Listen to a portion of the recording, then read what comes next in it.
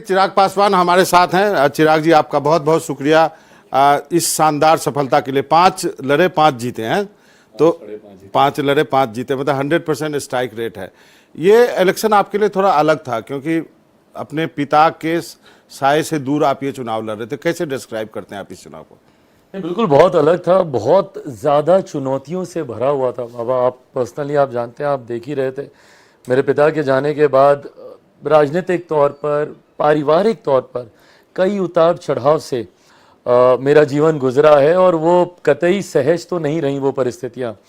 ऐसे में ये चुनाव भी उतनी ही कठिनाइयों से भरा हुआ था। इस चुनाव में जहां विपक्षियों से तो लड़ना ही था, मेरे तो अपनों ने, जैसे पहले भी मुझे धोखा दिया, मेरा साथ नहीं दिया, इस चुनाव में भी उन लोगों ने मेरा खुलकर विरोध किया।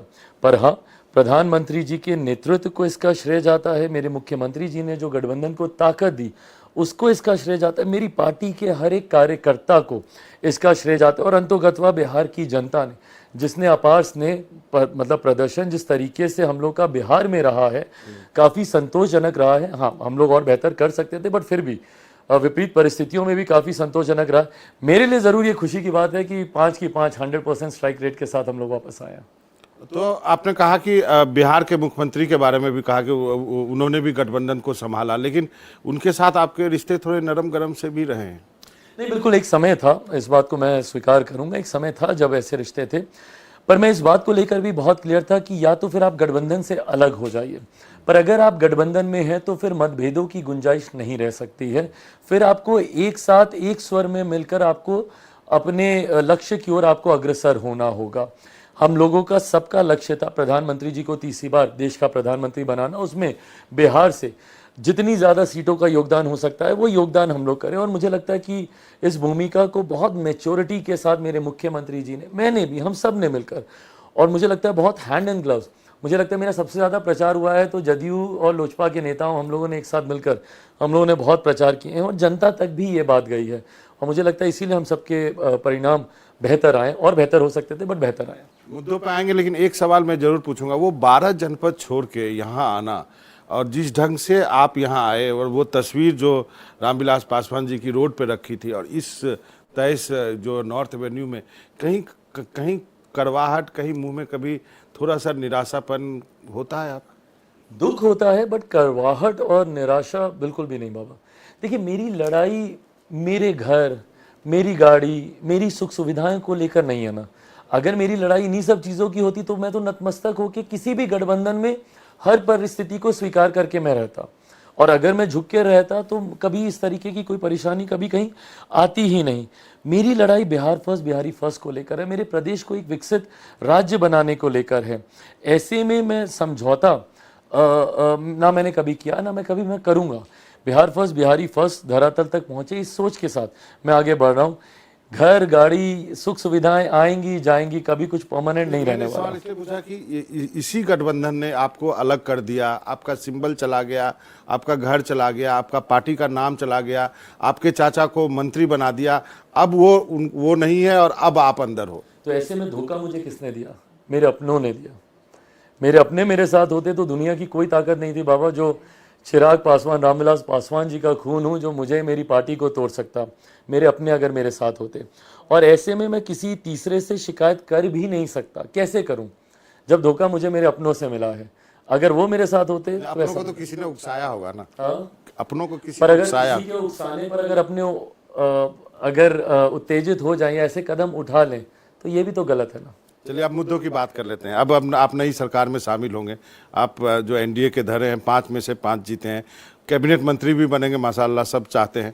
सबसे बड़ी बात है कि बिहार के लिए जो आपने कहा, बिहार फर्स्ट, बिहारी फर्स्ट, जातीय जनगणना पे क्या कहेंगे आप इस सरकार को कि नहीं, पूरा देश में जातीय जनगणना होना चाहिए? बिहार सरकार ने डाटा जारी कर दिया, उस पर आपका क्या स्टैंड होगा? देखिए, मेरी पार्टी का स्टैंड इस बात को लेकर क्लियर है। हम लोग पक्षधर हैं कि जातीय जनगणना होनी चाहिए। इसके कारण है, देश में कई योजनाएं आज की तारीख में भी जातियों को आधार बनाकर बनाई जाती हैं। उन जातियों को मुख्य धारा के साथ सोचने की सोच के साथ बनाई जाती है। राज्य सरकार की योजनाएं हो, केंद्र सरकार की योजनाएं हो, कई बार माननीय न्यायालय भी आंकड़े मांगता है कि भाई फलाना जाति के क्या आंकड़े हैं। हम लोगों के पास भी, सरकार के पास भी जानकारी होनी ज़रूरी है। ताकि उसके अनुपात में राशि का आवंटन किया जा सके। तो ऐसे में मैं पक्षधर हूं कि जाति के आधार पर जनगणना होनी चाहिए। सार्वजनिक के मैं पक्षधर मैं कभी नहीं रहा कि उसको सार्वजनिक करने का कोई मतलब नहीं है, बट सरकार की अपनी जानकारी के लिए, अपनी सुविधा के लिए ये आंकड़े होने चाहिए। क्या ओबीसी का कोटा बढ़ाया जाना चाहिए, जिसका जितनी हिस्सेदारी उसकी उतनी भागीदारी? देखिए, मुझे लगता है ये तमाम बातें गठबंधन में बैठकर अब ये चर्चा करने का ये विषय है। फिलहाल एक बार जब सरकार बनाने की गहमा गहमी से हम लोग बाहर निकलेंगे, इन तमाम विषयों पर जिसको जब लगेगा जरूर चर्चा होगी। एक और यूथ से जुड़ा हुआ मुद्दा अग्निवीर, उसको आप चाहेंगे कि उसको रिव्यू होना चाहिए? देखिए, कुछ दलों के द्वारा रह रहकर समय समय पर इस पर सवाल उठाए जाते हैं। ज़रूरत है पहले हम लोगों को इस पर अध्ययन करने की। कुछ समय हो गया है इस योजना को रोल आउट किए हुए। रोल आउट होने के बाद किस वर्ग को इसका लाभ मिला? युवाओं से जुड़ी हुई ये योजना है, क्या युवा इससे खुश हैं, क्या उनको लाभ मिला, नहीं मिला? इन तमाम चीज़ों पर जब तक समीक्षा नहीं होती है, सिर्फ किसी योजना का विरोध करने के लिए विरोध करें, मैं उसको जायज़ नहीं मानता। और एनडीए का प्लेटफॉर्म हम लोग को वो गुंजाइश देता है कि वहाँ पे हम लोग चर्चा कर सकें।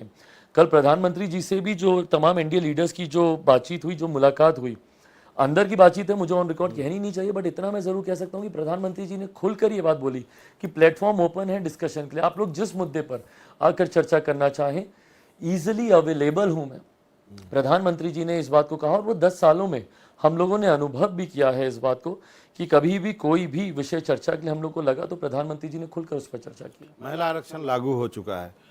स्वर्गीय रामविलास पासवान बहुत बड़े चैंपियन रहे मंडल कमीशन के। हम लोग के समय जब हम लोग नौकरी करना शुरू कर दिया था और थोड़ा पढ़ाई के बीच का अंतराल था। आप चाहेंगे क्या ओबीसी महिलाओं को भी महिला आरक्षण में जगह मिले? रिजर्वेशन विद इन रिजर्वेशन के हम लोग पक्षधर हैं। हम लोग चाहते हैं कि समाज के ऐसे वर्ग से आने वाली महिलाएं जिनको संभवतः अभी भी जातीयता के आधार पर मुख्य धारा के साथ जुड़ने का मौका नहीं मिलता है, वो भी होना चाहिए। बट हाँ, हम लोग इस बात के भी पक्षधर थे क्योंकि इसके पूर्व में भी 1-2 बार ऐसे मौके आए थे जब विमेन रिजर्वेशन बिल, उस वक्त विमेन रिजर्वेशन के नाम से होता था, अब नारी शक्ति अधिनियम के नाम से है, जब वो सदन की पटल पर आया, बट क्योंकि रिजर्वेशन विद इन रिजर्वेशन नहीं था, वो लागू नहीं हो पाया। हम लोगों ने पिछली बार इसी बात को, जब मैंने सदन में अपना वक्तव्य भी दिया था, तब भी मैंने ये कहा था कि स्टेप बाय स्टेप हम लोग को मूव करने की ज़रूरत है। पहले तो ये आना चाहिए, इसको लागू होना चाहिए, और उसके बाद रिजर्वेशन विद इन रिजर्वेशन होना चाहिए, और सारी पार्टियां उसको गंभीरता से लागू करें। मैंने किया है, मेरी पार्टी में 5 सीटें थी, 5 में से 2 मैंने महिलाओं को दिया, तो 40% रिप्रेजेंटेशन है। मुस्लिम आरक्षण, गरीब मुस्लिम को भी आरक्षण मिले, इस पे क्या स्टैंड है? देखिए, आरक्षण के प्रावधान बहुत स्पष्ट तौर से, और हमारा संविधान ही इसको बहुत स्पष्ट तौर से कहता है कि धर्म के आधार पर आरक्षण नहीं हो सकता।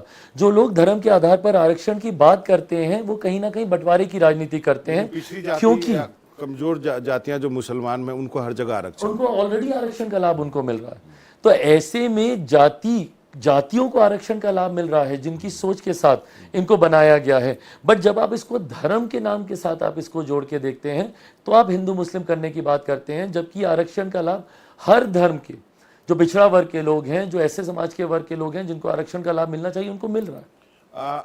बिहार को स्पेशल स्टेटस क्या इस बार मिल जाएगा? बहुत दिनों से बिहार के लोग इसका इंतजार मैं बिल्कुल चाहता हूं, और हम लोगों ने हमेशा प्रमुखता से, पैकेज ही मिल जाए, पैकेज ही नहीं, विशेष राज्य का दर्जा, पैकेज तो खैर मिलना ही चाहिए और समय समय पर गाहे बगाहे हम लोग को मिलता भी रहा है। बट हाँ, हम लोग को विशेष राज्य का दर्जा जरूर मिलना चाहिए, बट इसके लिए उन प्रावधानों में हम लोग को बदलाव करने की जरूरत है जो नीति आयोग के द्वारा गठित किए गए हैं। प्लानिंग कमीशन के दौरान परिस्थितियां अलग थी, कई राज्यों को दिया गया, बट नीति आयोग के गठन के बाद कई ऐसे प्रावधान बना दिए गए हैं जिसमें टेक्निकली अभी तक हम लोग सफल नहीं हो पाए हैं बिहार को विशेष राज्य का दर्जा दिलाने में। मुझे लगता है इस सरकार में उसको भी प्रयास करके उन प्रावधानों में भी बदलाव कर कर बिहार को विशेष राज्य का दर्जा दिलवाया जाएगा। इस बार जो कोएलिशन गवर्नमेंट है, यदि आप लोकसभा का आंकड़ा देखें तो विपक्ष भी साइजेबल नंबर में है, तो आपको लगता है कि इस बार सरकार को फाइन बैलेंसिंग करके चलना होगा? लोकतंत्र की खूबसूरती यही है, सत्ता पक्ष विपक्ष, और विपक्ष जितना मजबूत होता है काम करने का उतना ही मज़ा आता है, और लोकतंत्र उतना मजबूत होता है, और हम सब लोग एक मजबूत लोकतंत्र के पक्षधर हम लोग हैं। ऐसे में अच्छी बात है विपक्ष सकारात्मक राजनीति करे, ये मैं अपेक्षा मैं जरूर रखूंगा। सिर्फ विरोध करने के लिए विरोध करना, सिर्फ नकारात्मक राजनीति करना, सदन को बाधित करना, सदन में चर्चा नहीं होने देना, ये विपक्ष की भूमिका नहीं हो सकती। सकारात्मक भूमिका में रहेंगे, सहज स्वागत भी होगा और स्वीकार भी होंगे उनके तमाम जो भी उनका विरोध है। एक अंतिम का सवाल, क्या मैं चिराग पासवान को रेल भवन में देख सकता हूं अगले कुछ दिनों में एज ए मिनिस्टर? मेरे प्रधानमंत्री देश के प्रधानमंत्री बने बाबा, इस लक्ष्य के साथ हम लोग चल रहे थे, और मैं तो इस लक्ष्य के साथ तब भी जुड़ा हुआ था जब मैं अपने जीवन के कठिन दौर से था, तब भी मेरा समर्पण उनके प्रति था। ऐसे में मेरे लिए सबसे ज़्यादा खुशी की बात यह है कि तीसरी बार मैं उनको प्रधानमंत्री पद की शपथ लेते हुए देखूंगा। और बिहार के लोग चाहेंगे कि आप इस बार केंद्रीय मंत्री बने। थैंक यू चिराग, आपने वक्त निकाला एनडीटीवी से बात करने। Thank you. नमस्कार।